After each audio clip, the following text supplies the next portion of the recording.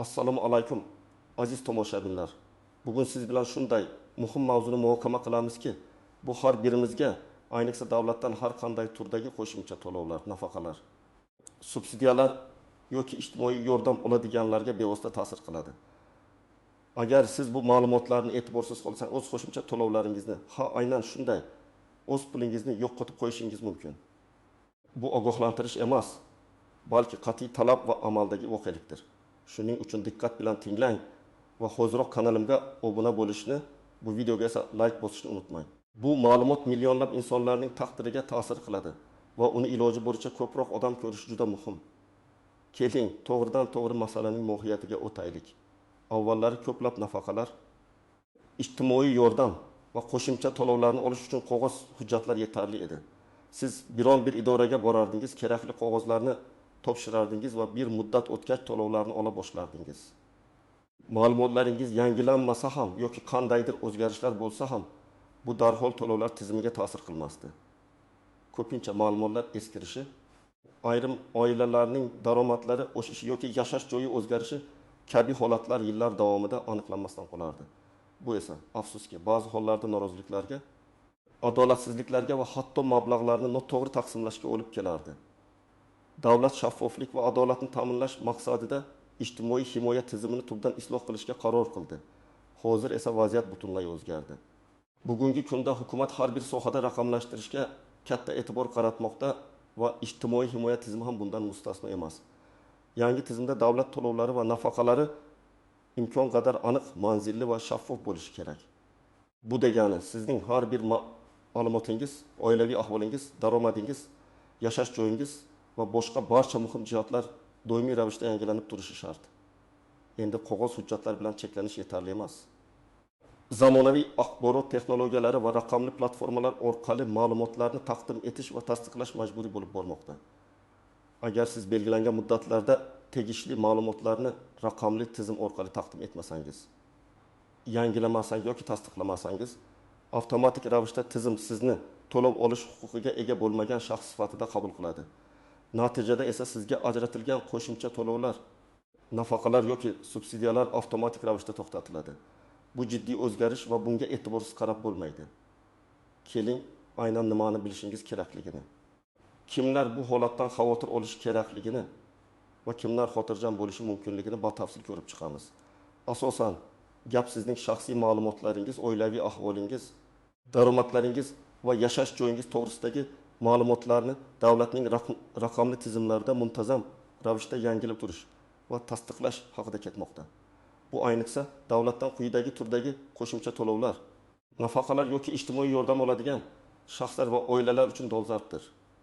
1. Yashash minimum ostida bo'lgan oilalar uchun beriladigan bolalar nafaqasi va moddiy yordam. Pensiyalar va nogironlik nafaqalari. Shu jumladan boquvchisini yo'qotganlik pensiyalari. Davlat tomonidan beriladigan subsidiyalar, masalan, uy-joy sotib olish uchun subsidiyalar, kommunal to'lovlar uchun imtiyozlar. 4. Ishsizlik nafaqalari. 5. Har xil turdagi bir martalik yoki muntazam ijtimoiy yordam turlari. Endi kimlar xavotirga tushishi kerak? De facto yuqorida sanab o'tilgan har qanday turdagi davlat yordamini oluvchi har bir kishi diqqatli bo'lishi shart. Agar sizning holatingiz, oilangiz tarkibi, daromad darajangiz o'zgargan bo'lsa-yu, siz bu haqda tegishli organlarga xabar bermagan bo'lsangiz, demak siz xavf ostidasiz. Agar siz qachondir ma'lumotlaringizni onlayn platformalar orqali tasdiqlash talabini eshitgan bo'lsangiz, buni amalga oshirmagan bo'lsangiz, siz ham xavfli guruhdasiz. Kimlar xotirjam bo'lishi mumkin? Agar siz davlatdan hech qanday nafaqa, subsidiya yoki ijtimoiy yordam olmasangiz, yoki agar siz barcha ma'lumotlaringizni muntazam ravishda yangilab tursangiz, barcha talablarga rioya qilsangiz va raqamli tizimlarda profilingiz doim dolzarb bo'lsa, siz xotirjam bo'lishingiz mumkin. Lekin baribir nazorat qilish zarar qilmaydi. Axir o'zingiz bilmagan holda ham yangi talablar paydo bo'lishi mumkin. Keling, konkret misollar bilan chuqurroq ko'rib chiqaylik. Hayotiy vaziyatlar asosida bir nechta ssenariylarni tasavvur qilaylik. Birinchi misol: Ahmad bobo va uning pensiyasi. Ahmad bobo 75 yoshda, u yolg'iz yashaydi va har oy Xalq banki orqali pensiya oladi. Uning pensiyasi har oy o'z vaqtida kartasiga tushadi.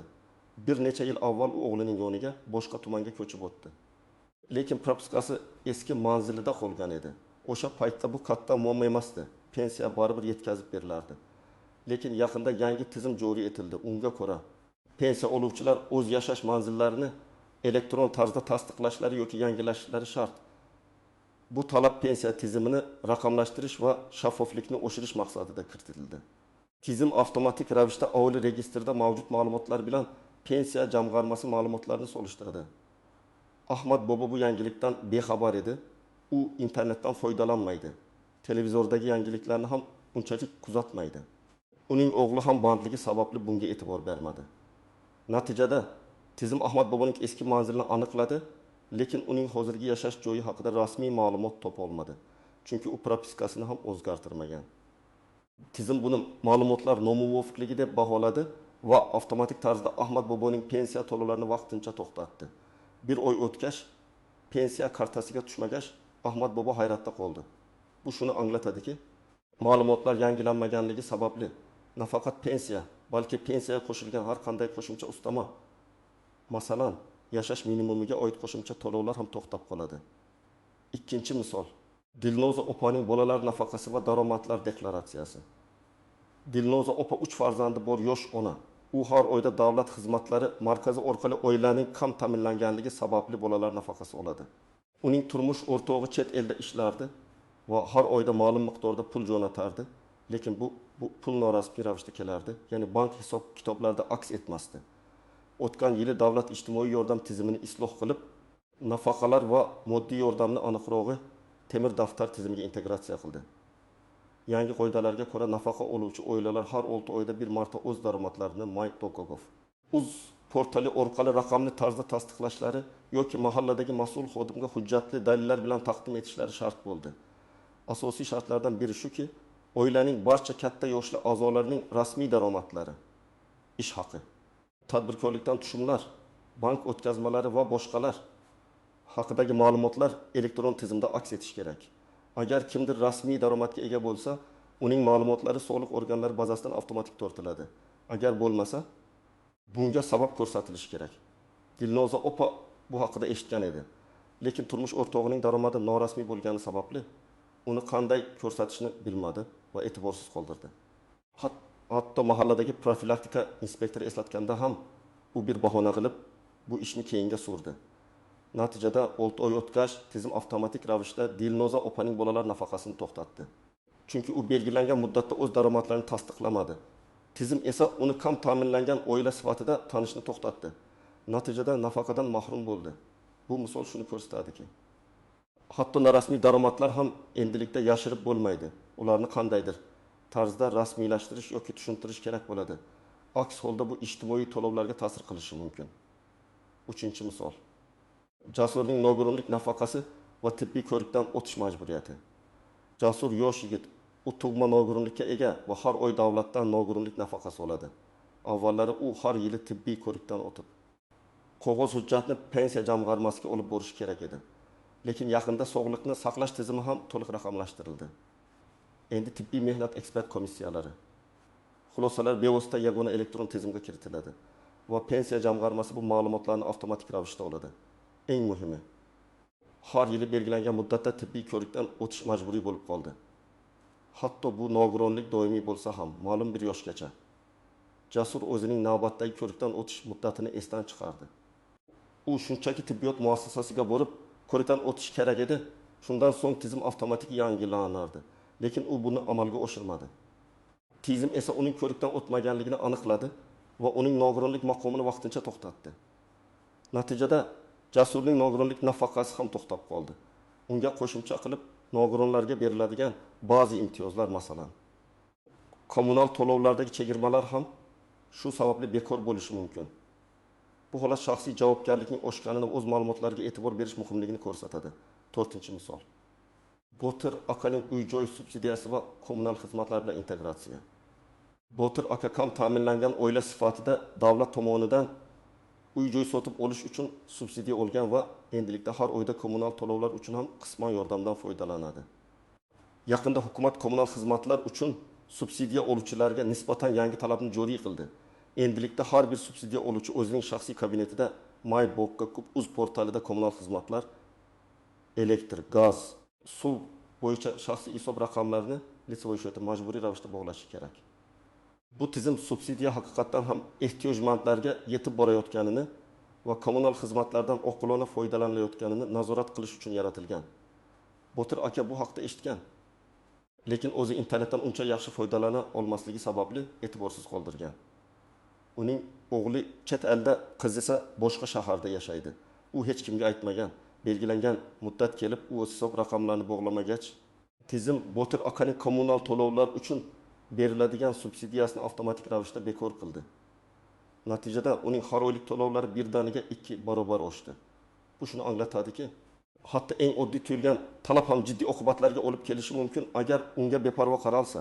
5-misol, oila tarkibi o'zgarishi va nafaqa miqdorining qayta hisoblanishi. Gulnora opaning oilasi 4 kishidan iborat edi. O'zi turmush o'rtog'i va 2 farzandi.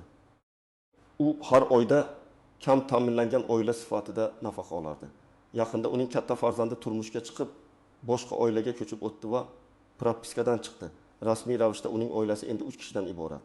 Yangi qoidalarga ko'ra, oilaning tarkibidagi har qanday o'zgarish 10 kun ichida Davlat xizmatlari markaziga yoki MyBoyko.gov uz portali orqali ma'lum qilinishi kerak. Bu nafaqa miqdorini qayta hisoblash uchun muhimdir. Chunki nafaqa miqdori oilaning umumiy a'zolari soniga va daromadiga bog'liq. Gulnora opa farzandi ketgandan keyin bu haqda xabar berishni unutdi yoki ahamiyat bermadi.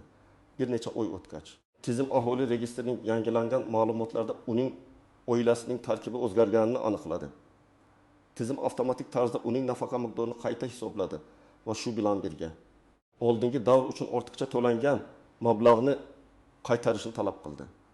Bu faqatgina to'lovni yo'qotish emas, balki ortiqcha olingan mablag'ni qaytarish majburiyatini ham keltirib chiqardi. Bu nafaqat yo'qotish, balki qo'shimcha moliyaviy yuk hamdir. Keling, endi ba'zi istisnolar, tuzoqlar va ko'pchilik e'tibor bermaydigan noaniq jihatlarni ko'rib chiqamiz. Chunki har qanday tizimda bo'lgani kabi, bu yangi raqamli tizimda ham o'ziga xos xususiyatlar mavjud. Birinchi noaniqlik chet elda yashaydigan yoki vaqtincha bo'lib turgan fuqarolar. Agar siz nafaqa yoki boshqa turdagi davlat yordamini oladigan shaxs bo'lsangiz, lekin hozirda chet elda bo'lsangiz, bu sizni majburiyatlardan ozod qilmaydi. Aksincha, sizga qo'shimcha qiyinchiliklar tug'dirishi mumkin.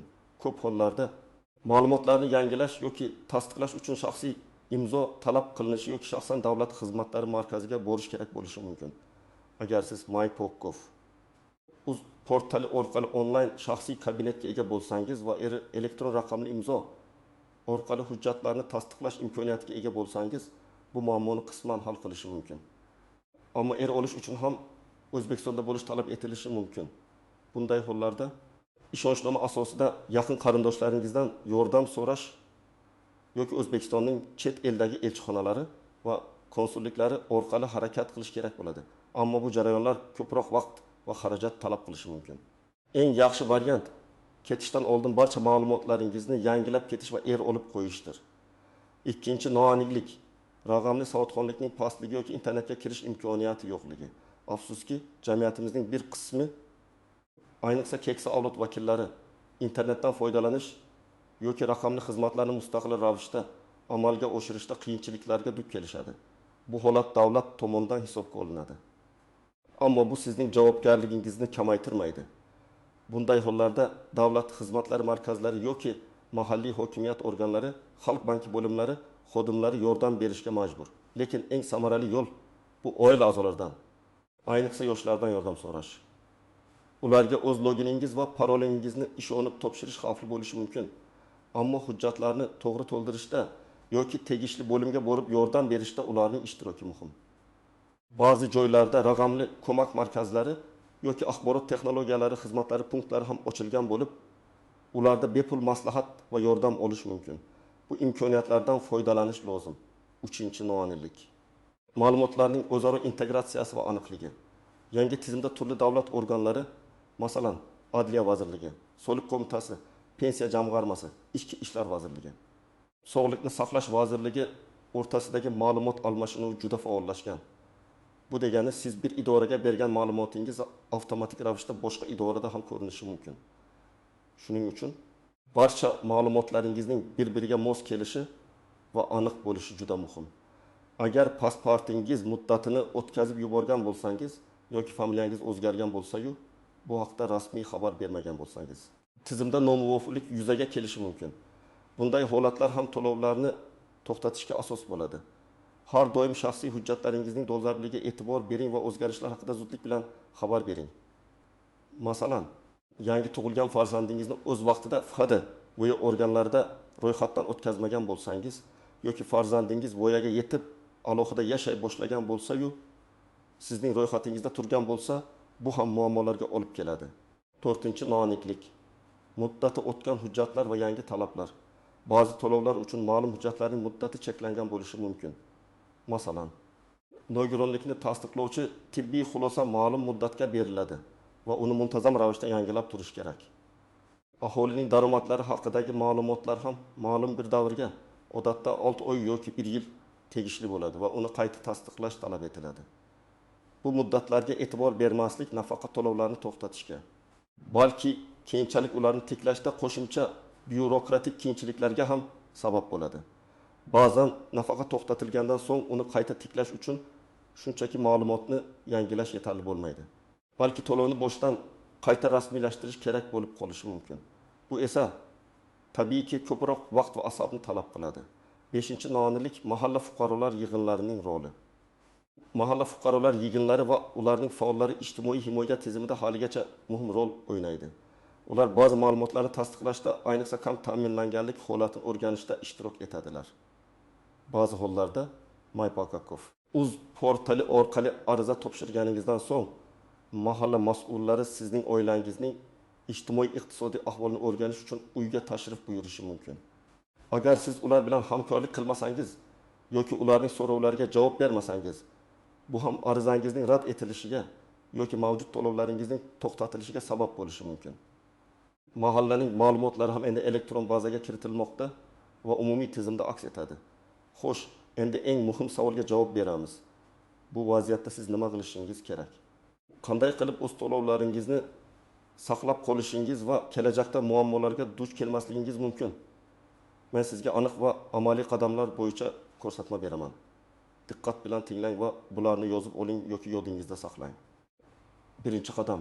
Ma'lumotlaringizni tekshirish va yangilash. Darhol o'z profilingizdagi barcha ma'lumotlarni tekshiring. Bu 1-navbatda MyPakakov uz yagona interaktiv davlat xizmatlari portalida shaxsiy kabinetingizga kirish orqali amalga oshiriladi. Agar sizda hali shaxsiy kabinet bo'lmasa, uni ro'yxatdan o'tkazish juda oson.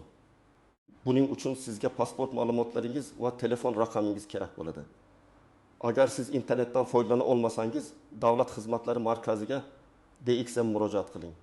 U yerda mutaxassislar sizga shaxsiy kabinet ochishda va undagi ma'lumotlarni tekshirishda yordam berishadi. Qanday ma'lumotlar muhim? 1. Pasport ma'lumotlaringiz. Pasport muddati o'tmaganmi? Familiya o'zgarganmi? 2. Doimiy yashash manzilingiz. Propiskangiz hozirgi manzilingizga mos keladimi? Oilaviy ahvolingiz. Oilangiz tarkibida o'zgarishlar bo'lganmi? Turmush qurish, ajralish, farzand tug'ilishi, farzandning alohida yashashi. 4.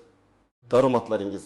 Agar siz rasman ishlasangiz yoki tadbirkor bo'lsangiz, soliq organlaridagi ma'lumotlaringiz to'g'rimi? 5. Agar nogironlik nafaqasi olsangiz, tamayik xulosasi muddati o'tmaganmi? Ko'rikdan o'tganingiz haqidagi ma'lumot tizimda aks etganmi? Har qanday nomuvofiqlikni aniqlasangiz, uni zudlik bilan tuzatish chorasini ko'ring.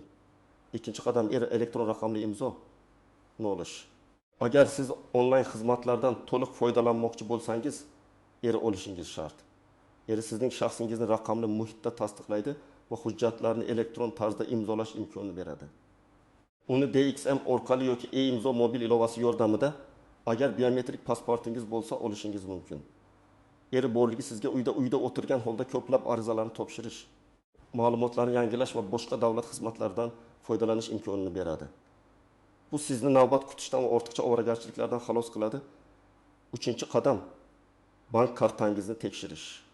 Hozirda deyarli barcha ijtimoiy to'lovlar va nafaqalar bank kartalariga UzCard, Humo o'tkaziladi. Ba'zi to'lovlar, masalan, pensiya faqat Xalq banki kartalari orqali beriladi. Sizning bank kartangiz faol ekanligini, muddati o'tmaganligini va shaxsiy ma'lumotlaringiz bilan bog'langanligini tekshiring. Agar kartangiz muddatini o'tkazgan bo'lsa, uni zudlik bilan bankda yangilang. Ba'zan tizimda karta raqami yoki boshqa bank ma'lumotlarda xatoliklar bo'lishi mumkin. Bu ham to'lovlarni to'xtatishi mumkin. 4-qadam doimiy axborot bilan tanishib borish. Davlat organlarining rasmiy saytlari, ijtimoiy tarmoqlardagi sahifalari, Facebook, Telegram va ommaviy axborot vositalarini muntazam ravishda kuzatib boring. Yangi qonunlar, qarorlar, talablar va muddatlar haqidagi ma'lumotlar tez-tez e'lon qilinadi. Ayniqsa, pensiya jamg'armasi, ijtimoiy himoya agentligi, Adliya vazirligi va Davlat xizmatlari agentligining rasmiy xabarlariga e'tibor bering. Mahalladagi faollarning e'lonlariga ham quloq tuting. Bu ma'lumotlar kelajakdagi muammolarning oldini olishga yordam beradi. 5-qadam. Agar to'lovlar to'xtatilgan bo'lsa, zudlik bilan harakat qiling. Agar sizning to'lovlaringiz to'xtatilganligini sezib qolsangiz, vahima tushmang, lekin darhol harakat qiling. Qayerga murojaat qilish kerak? Agar siz nafaqa yoki moddiy yordam oluvchi bo'lsangiz, Davlat xizmatlari markaziga DXM yoki bevosita ijtimoiy himoya agentligining tuman shahar bo'limlariga murojaat qiling. U yerda sizga nima sababdan to'lovlar to'xtatilganini aniqlashda va muammoni hal qilishda yordam berishadi. 2. Agar pensiya oluvchi bo'lsangiz, pensiya jamg'armasining tuman, shahar bo'limlariga yoki Xalq bankining pensiya to'lovlari bo'yicha mas'ul xodimlariga murojaat qiling. 30. Oldindan barcha shaxsiy hujjatlaringizni, pasport, tug'ilish guvohnomalari, nikoh, ajralish guvohnomalari, daromad haqida ma'lumotnomalar, tibbiy xulosalar asl nusxasi va nusxalari bilan tayyorlab boring. Ko'pincha qo'shimcha ma'lumotnomalar talab qilinishi mumkin. 4. Tizimdagi xatoliklarni isbotlash uchun kerak bo'ladigan har qanday hujjatlarni saqlab qo'ying. 6-qadam. Yoshlarga yordam bering. Agar oilangizda yoki atrofingizda keksa kishilar bo'lsa, ularga bu raqamli jarayonlarda yordam bering. Ularning ma'lumotlarini tekshirishda, my.gov.uz portalidan foydalanishda, DXMga borishda ko'maklashing. Chunki ularning o'zlari bu yangi tizimlarni tushunishlari qiyin bo'lishi mumkin. Sizning yordamingiz ularni ko'plab muammolardan xalos qiladi. Esingizda bo'lsin, davlat bu islohotlarni adolatni ta'minlash va mablag'larni haqiqiy ehtiyojmandlarga yetkazish maqsadida amalga oshirmoqda. Shuning uchun bu talablarga rioya qilish avvalo sizning o'zingizning manfaatingizdadir. Vaqtida qilingan kichik harakat kelajakdagi katta muammolarning oldini oladi. Aziz do'stlar, bugungi videoda siz bilan davlat to'lovlari, nafaqalar va subsidiyalarni yo'qotib qo'ymaslik uchun nimalarga e'tibor berish kerakligini batafsil ko'rib chiqdik. Xulosa qilib aytganda, raqamlashtirish davrida shaxsiy ma'lumotlaringizning dolzarbligi, ularni muntazam yangilab borish va raqamli platformalar orqali tasdiqlash juda muhimdir. Bepul ma'lumot va maslahat olishdan cho'chmang. Davlat xizmatlari markazlariga murojaat qiling, yaqinlaringizdan yordam so'rang. Bu videodagi ma'lumotlarni e'tiborsiz qoldirmang. Aks holda sizning qo'shimcha to'lovlaringiz to'xtatilishi mumkin. Siz bu borada qanday vaziyatlarga duch kelgansiz?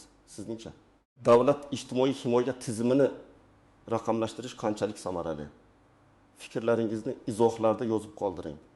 Ularni o'qish menga va boshqa tomoshabinlarga juda qiziq bo'ladi. Agar video siz uchun foydali bo'lgan bo'lsa, like bosing va kanalimga obuna bo'lishni unutmang. Bu menga keyingi videolar uchun motivatsiya beradi. Keyingi videolarda ko'rishguncha o'zingizni ehtiyot qiling va moliyaviy barqarorligingizga e'tiborli bo'ling.